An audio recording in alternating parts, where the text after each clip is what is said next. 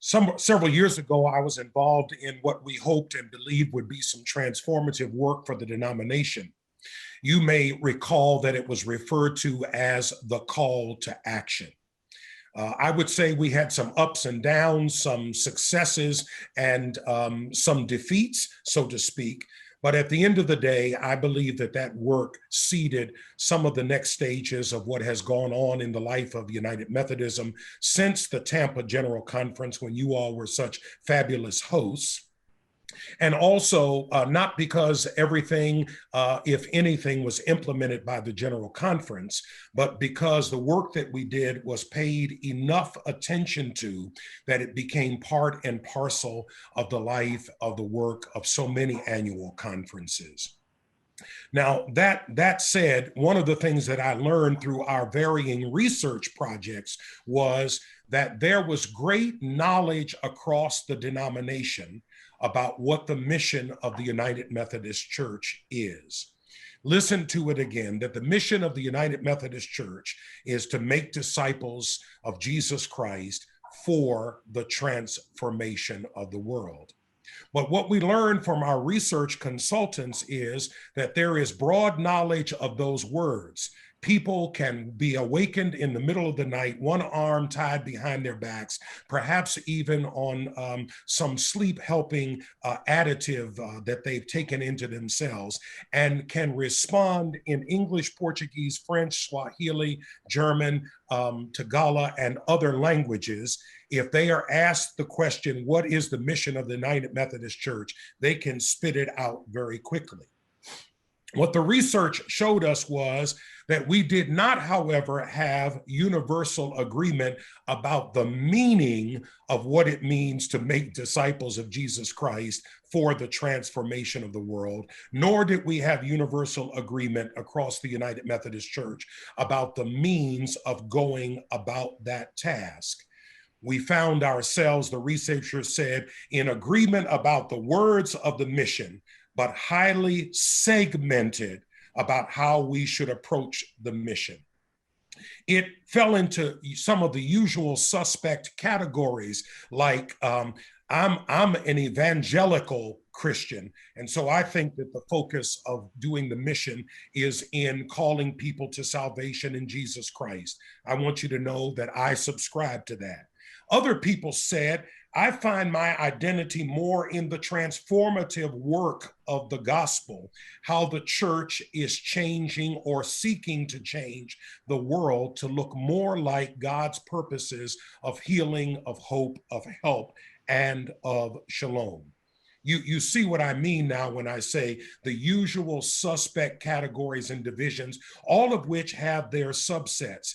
And you have talked about that this day in your reports, Bishop Carter, in his devotions and opening introduction, that there's got to be a sense of unity to our mission, that the formation of disciples is for something. It is for the transformation of individuals and of the world.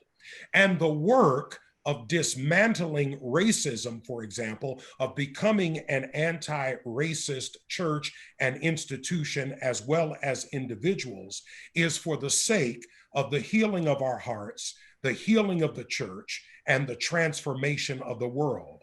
It is not a side project that we attend to or turn to every so many years after we have some social upheaval, whether in this nation, which is where the focus is rightly so now, or in the other places around the world. Being formed to look more like Jesus and to serve into the world like Jesus is not a side project. And being a person who sees the world potentially whole, sees everyone as a child of God, and chooses to be in relationship with everyone that you encounter individually or in groups, with eyes that are like Jesus, that look upon that neighbor as one who one loves, and looks upon that neighbor as one that he or she has a sibling relationship with. So you have rightly taken up anew, not because it's your first time, the work of dismantling racism, of becoming anti-racist Christians, of becoming an anti-racist institution as the United Methodists of the Florida Annual Conference. I want to thank you. I join you. All of the conferences around our connection, particularly in the United States, are making the claim that they are doing that work right now. But what will trip us up is to believe that this is episodic and intermittent work. I say to you, Florida, it is ongoing work. It is the work of a lifetime. It will take all of our all in all to unburden ourselves not only of the ism of racism, but of all of our isms that bedevil us. In the order of the liturgy for the service of baptism and reception into the United Methodist Church, at the very beginning of that liturgy, the pastor or presiding officer in that addresses a question to persons who have presented themselves or who are presenting other people. The question goes like this. You've heard it dozens, if not hundreds and thousands of times. On behalf of the church, I ask you, do you renounce the spiritual forces of wickedness? Do you reject the evil powers of this world? And do you repent of your sin? The response, the appropriate response for those speaking in behalf of others or for themselves is, I or we do. The next question, and all of these precede one making the affirmation that they confess Jesus Christ as Lord and Savior. Something must be let go of before, and so that we can take the love and the person of Jesus Christ into our hearts more fully. So the next question is, do you accept? By the way, that means it's a gift. God will do it for you if you'll open your heart, your hand, and receive it. Do you accept the freedom and the power that God gives you to resist evil, injustice, and oppression in whatever forms they present themselves? All of us have said yes to that, or as small children, if our parents were presenting us for holy baptism, said it in our behalf, and we affirmed it when we came to a time of confirmation or adult reception into the life of the church. So the work of anti-racism is about living into the vows and the commitments that we have made in our baptism.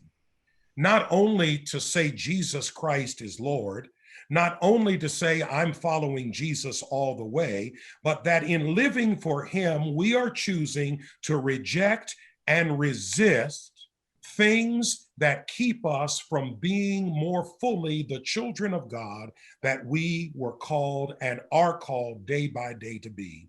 And I would say to the church that keep us from being the church that God hopes for. And may I say in the society at large, that keeps us from being an appropriate, helpful, transformative influence in the culture wherever we are as church, that invites other people to resist evil and injustice. For you see, living into our baptism, my friends, is about God's image stamped upon each one of us. It is about the sign of the cross that has been emblazoned upon our heads. It is understanding that not only we ourselves are made in the image of God, imago Dei, but that we have been called to do work, i.e. missio Dei. We have been called to engage in the mission of God.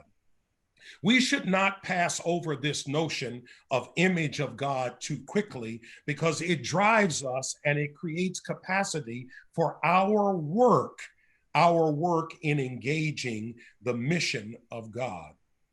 One of our struggles as a human family, and particularly in American culture, as we've struggled and continue, obviously, to struggle with racism among many other isms, is that we struggle with the questions of what is normative, what is beautiful, what has value, who and what voices get heard, who's at the table. I'm fascinated, by the way, with your Fill the Table initiative.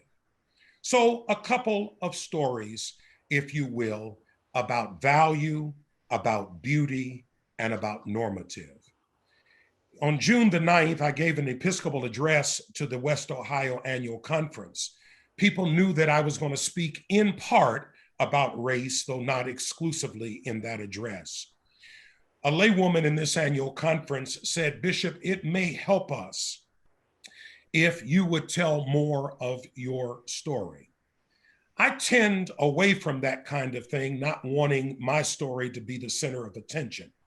I may have done that excessively because there is value in all of our stories. So I shared this very painful story of the effects of race and racism and who and what we value and who and what we say is beautiful and normative and important that comes out of my own family system.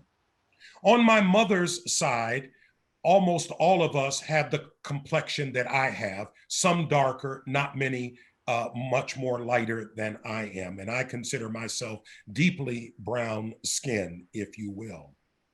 My mother is one, though she's deceased, was one of 9 siblings. Her parents had migrated from South Carolina by way of Florida, may I say, and eventually ended up in a small town in central Pennsylvania that's a part of Appalachia. It's a mill town. A number of African Americans ended up in that community because there was work to be had in the mills and on the expansion of the railroad. It was a tough place to grow up if you were Black. It was a small and nurturing community in many ways, but there were clear dividing lines.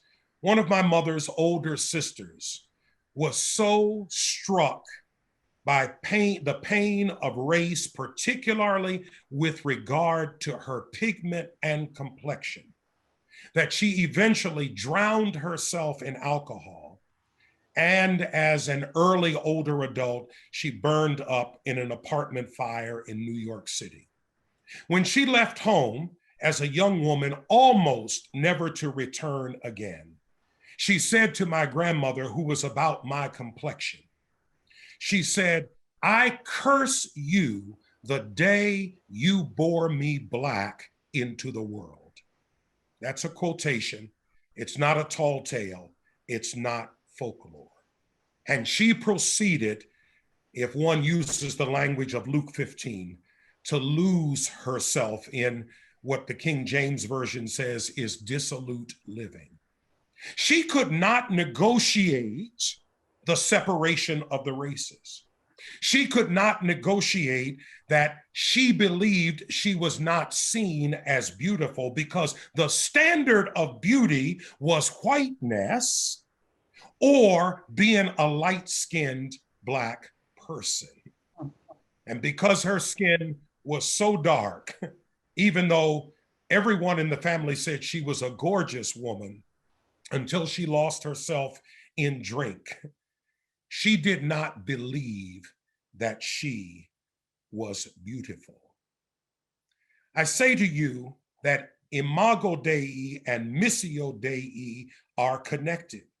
It's the mission of the church, the mission of God, to help everyone to understand that he or she is a beloved, beautiful child of God. Hard stop, period, no exceptions.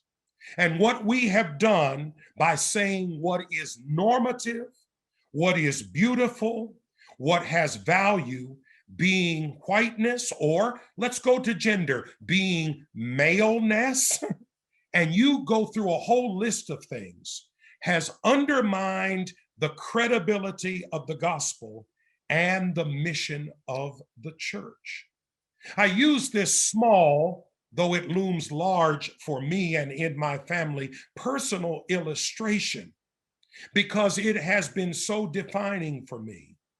I love the movie, not because it makes me happy, but because it makes me try tears of release, that came out in 1959 with Lana Turner, John Gavin, Juanita Moore, and others, called The Imitation of Life. And in it, Juanita Moore, who is really the maid and housekeeper for Lana Turner, who is a rising actress, says in one of her moments of pain, how do you tell your child? How do you explain to your child that you were born into this world to be hurt? Let me say that one more time. How do you say to your child that you were born into this world to be hurt? None of us believes that about our children. Hopefully, none of us who are listening this morning heard that narrative from our parents or grandparents or the people who were responsible for our lives. I'm not suggesting that it is in God's providence that we are born in to be hurt, but the structural evil, albeit imitation of life, is fictional in one sense. Fictional doesn't mean that it's not filled with truth and value. How do you say to some persons, some groups of persons, some demographics, and some populations that given the structural nature of our life in this nation and in the world, based on race or gender or sexual identity or nationality or first language, you were born into this world to be hurt? No, the mission of God is all about undermining, undoing, and dismantling the notion that God ever intended that any of us was born in the world to be hurt. And the mission of the church has to always be answering the question, we do what we do so that, in order that. And so the church must always be attentive to the hindrances, the blockages to our mission. What about our life as church, as the United Methodist Church, as your local church, as the Florida Conference?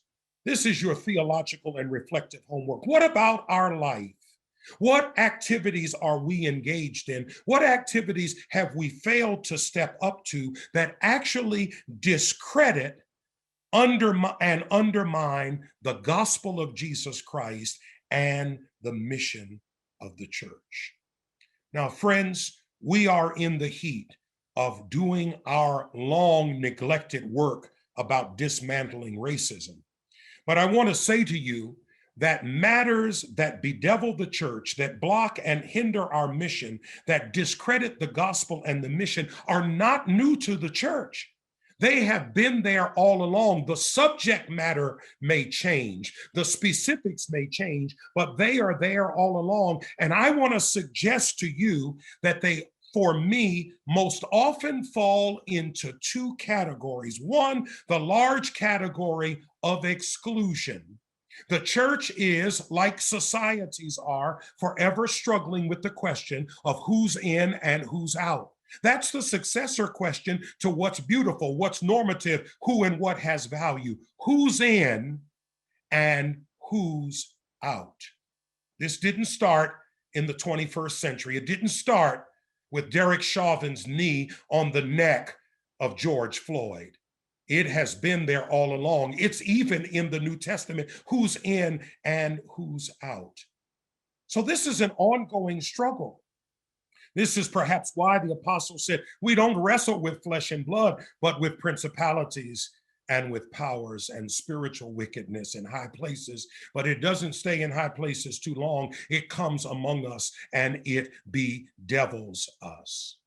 The second category that undermines us, or that things fall into that have undermined the church and the credibility of the mission of the church, is our struggle with the relationship of the church to the culture and to the nation state. We have found it difficult. I'm talking about 2,000 years of history. to make a decision day in and day out, year in and year out, iteration in and iteration out, that we stand for Jesus Christ and the reign of God that has been unleashed in his life, his death, and his resurrection, whatever we need to say to the culture and to the state. This is not an invitation for us not to be good players. It is not an invitation to become bad actors, but it is an invitation to say that every now and again, if not every day, for God I'll live, and for God I'll die. It is an invitation to respond to what Esther said. Perhaps we have come to the kingdom for such a time at this. And if we are not willing to leave it all on the field, to expend every bit of our lifeblood as Christians and as the church for the sake of the mission, not for our glory, but for the sake of the mission and for the glory of the risen Christ, then we may have to ask, what are we in business for? Let me go deeper with this relationship to the church and to the culture. This is not unknown to us in the United Methodist movement, for example. We have struggled from the beginning of our history. Just a few snippets. How do you start off as an anti-slavery church and then split over slavery? How do you have an explicit instruction in the rules for the societies and the bands that say you Methodists should not own slaves or trade in slaves, and end up several decades later splitting over slavery, not externally, but in the church through inheritance, even among the bishops and their families? I say, the struggle of that second bucket is, who are we in relationship to the culture and to the nation state? And where will we draw the line that for God will live and for God will die, for the gospel will stand and for nothing else?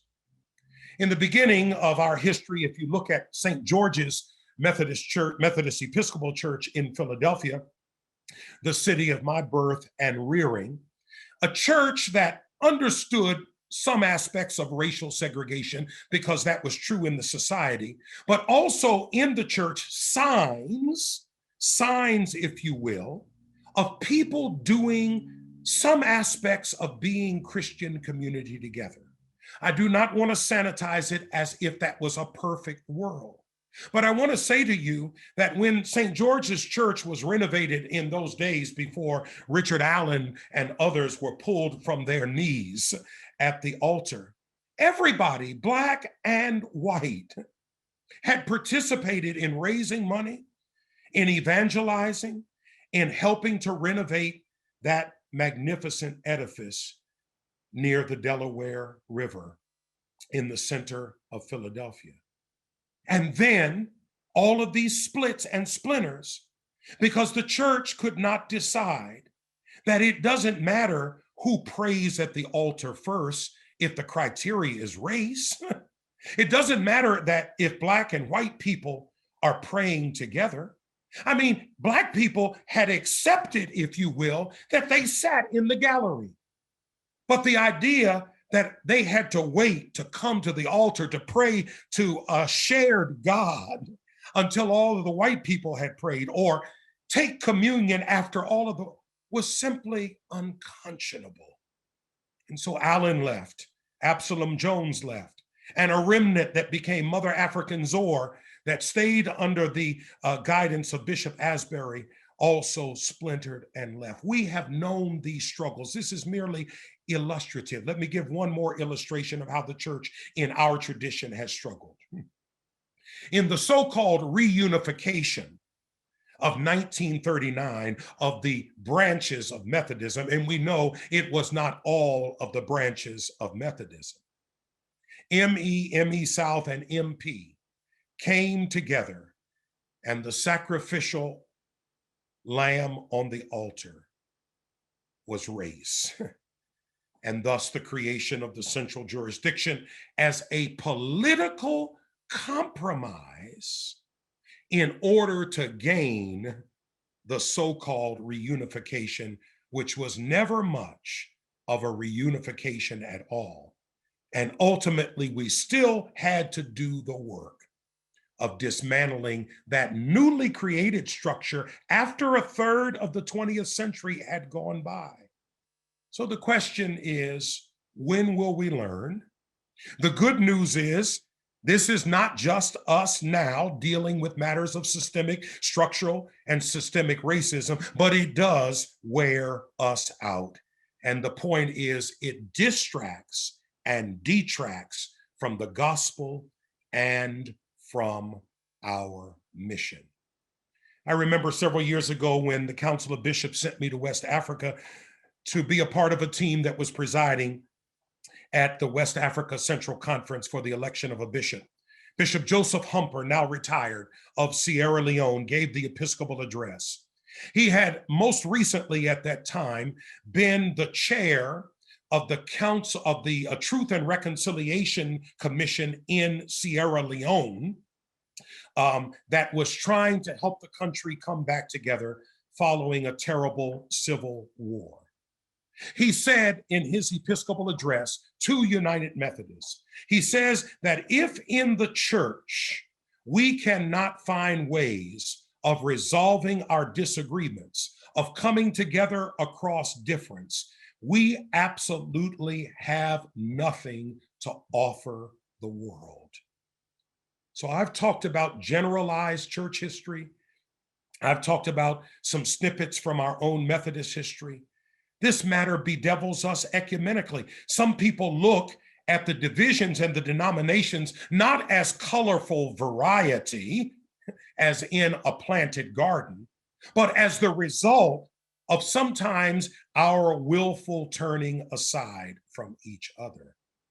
And race, my friends, even in our ecumenical conversations, has been like a serpent beneath every table, as was said by someone more poetic than I about the serpent of slavery beneath the table of the Constitutional Convention of the United States of America. So that matters of race and racism, our segmentation of ourselves according to race, economics, and so many other things, is a hindrance to our ecumenical and our denominational witness, and ultimately detracts and distracts from the gospel and from the mission to which we've been called, to make disciples of Jesus Christ for the transformation of the world. Now, I say all of that not because you don't know any of it, but because it needs to be said again and again, lest we get amnesia about our history and our poor behaviors until now. Now, we're in the middle of this struggle, resurged again. I said to you early, this cannot be episodic, or to quote Rowan Williams, the former Archbishop of Canterbury, just as discipleship is not intermittent work, every aspect of what forms us more after the likeness of Jesus Christ cannot be intermittent work. It will take, for example, more than changed marquees on our building and yard signs in our homes and outside of our churches to dismantle racism in the church and in the society. May I say to you again that it will get worse before it gets better. Like many bishops of the church, even though we get a lot of traffic on subjects about human sexuality, abortion, etc., whenever we speak out on race, many of us seem to get more new pen pals. Questions like, do you support Black Lives Matters? Well, are you talking about, do I subscribe to an organizational manifesto, or do I believe that Black Lives Matter and I will not choke on the words? I say to you, particularly if you are not black or brown or yellow, so to speak, that it will take more than yard signs and changed marquees. It will take changed behavior in and out of the boundaries and precincts of what we call church. It will take showing up in the streets alongside of those who are rightfully protesting, though we as church can never endorse, even if we understand the impulses toward violence. Some of the most vehement and violent letters I've gotten have been about race and about speaking to them. Some of them as simplistic as, Bishop Palmer, we wouldn't have a racial problem. This is in 2021, spring and summer, if you would stop talking about it. And my response is, seriously, dude, let me know how that has worked out for us for the last 200 plus years and for 400 plus years. It will not get better by not talking about it. It will not change anything by a few yard signs. This is a call to radical conversion and to hard work, and as Bishop Carter has intimated, to really live into our doctrine and our belief that we do intend to be made perfect in love in this life. It will be hard work that will bring scandal upon some of us. And if we are afraid of being called offensive, let me offer you this quote that some of you who've ever received an email see that I have at the bottom of my outgoing emails. Listen to this from Dietrich Bonhoeffer. Christianity stands or falls with its revolutionary protest against violence, arbitrariness, and pride of power, and with its plea for the weak. He continues, Christians are doing too little to make these points clear, rather than too much. Christendom adjusts itself far too easily to the worship of power. And he concludes, Christians should give more offense, shock the world more, far more than they are doing now. What if our strategy with the culture was not to blend in, but to actually stir the pot until we made a difference? Not to offend as to hurt, but not to be fearful of disturbing the status quo. We must be rid of, if we are going to dismantle racism and build the beloved community, with the mentality that says, church, let's just go along to get along. No, we must become Bonhoeffer-esque, Jesus-like, and stop worshiping power and our position in the culture, which, by the way, is not what we ever thought it was, and it's not what it used to be. And we should, as Bonhoeffer says, give more offense by pushing against the status quo, against the norms, against the values, against the principalities in power, and against the empire than we are doing in the now. We need what I like to call an aggressive patience, an aggressive patience. We understand that all change will not happen immediately. It doesn't happen that way for us. I think the Bible's word for aggressive patience is perseverance. We keep leaning in, leaning forward. We keep doing the work, and we keep building up and encouraging one another. We tend, as you are tending with these wonderful grants to clergy in your conference from the Preachers Aid and Benefit Society, to the fatigue of doing the work, so that as one person or church or group takes a time out, it is not to stand on the sidelines forever, but it is to be renewed in strength and energy in order to re-engage the fight one more time. We must, in every measure and in every activity, Judge our effectiveness by these words. You recall I started with the beginning of the baptismal ritual, and as I come to a close, I want to end near that. At the end of the ritual of baptism and reception into the church, there is a rubric where the pastor or presiding officer says, under the heading, commendation and welcome.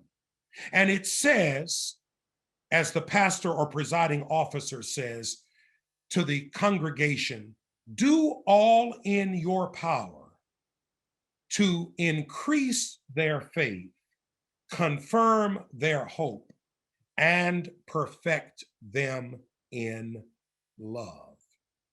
I always pointed to the newly baptized and the newly received as I spoke to the congregation, and I admonished them, exhorted them, and encouraged them. Will you do all in your power to increase the faith of these who have come for holy baptism, to confirm their hope in the gospel, and to perfect them in love? This is the conversation about holiness. This is the conversation that reminds us we are on a journey. It is not as though we will arrive at beloved community here on terra firma and it's a destination and there will never be a garden to be tended. No, there will always be work to do to keep the garden clear of the weeds of our isms, racism in particular today. We are on a journey. We are going somewhere. We have a clear picture of where we need to go, and the work that you're doing and how you've organized it gives me so much hope and so much encouragement. I'm glad I tuned in today. I live by this scripture truly as I come to a close.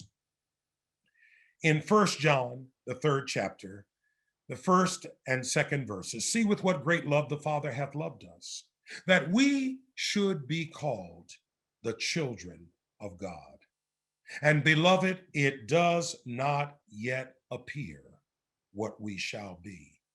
This text reminds me that I'm a beloved child of God. That's a settled matter, settled on the cross and with an empty tomb. I only need to hear it, receive it, affirm it, and live it, and then live into the truth that I'm called to be on a journey in belovedness toward beloved community, perfection, and holiness, where the measure, the standard of value and beauty is whether or not my life and the life of the church resembles anything that looks like the gospel and like Jesus Christ. Florida, are you ready to increase their faith, to confirm their hope, and to perfect them in love? This is not easy work, but it's necessary work. And I close with the words of the hymn writer Charles Albert Tindley in verse 4 of his Beams of Heaven As I Go. Verse 3, harder yet may be the fight. Right may often yield to might. Wickedness a while may reign, and Satan's cause may seem to gain. But there is a God who rules above with a hand of power and a heart of love. And if we're right, God will fight our battle, and we shall have peace. We shall be free. We shall get home someday. In the name of God, Creator, Redeemer, and Sanctifier. Amen.